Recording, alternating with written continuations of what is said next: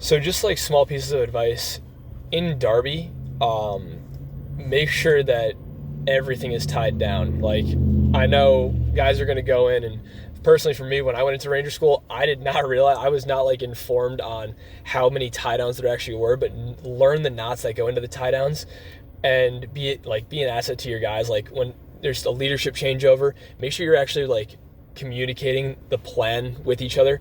I know when I was in Derby, for both of my Derbies, we tended to kind of just like relax and like essentially like kick back our feet and be like, oh, this is our time to kind of chill in between leadership changeovers. But if you utilize that time in between leadership changeovers and you're helping your guys like tie their stuff off to their flicks and untying other stuff from a dude's flick and then tying it on to another guy's flick, that helps them out drastically and it allows those two guys to communicate with each other.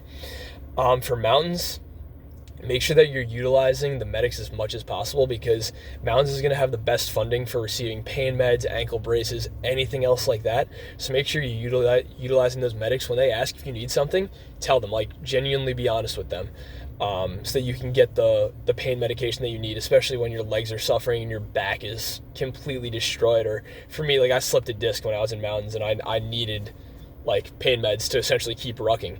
And then when you get to Florida, you're going to get almost nothing. They're going to give you like one pill a day at most. So when you're in Florida, or I'm sorry, when you're in Mountains, make sure you're getting that medication, because you're not going to get it again once you get out of that phase. And then for Florida, make sure that you are looking where you're digging your fighting position, because some guys would dig into like a fire ant nest or just a super shitty position that had no overhead cover, which really is completely miserable when the sun starts to beat down on you and you're in your small little fighting position, whether it's in BCO and you have a name tape defilade fighting position, or you're in ACO or CCO where it's just a ranger grave.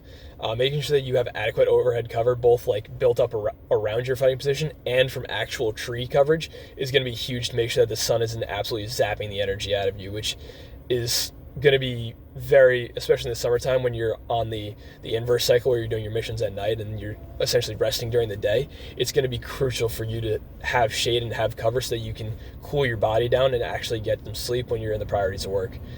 So that's just like some small stuff that I didn't know going in, but I wish I knew.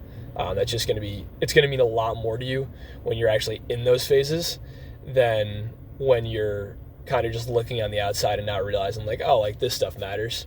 Because as much as you want like that fighting position in Florida to be like in the perfect spot and have the perfect sectors of fire, and not saying those sectors of fire aren't important, but making sure that your guys have actual like coverage and they can get some like quality rest is going to be huge for making sure your platoon is recovered and recuperated so that they can actually perform during those night missions. Because if guys are falling asleep on patrol and they're kind of just like droning, your mission's not going to go well. Guys aren't going to get down for IDF.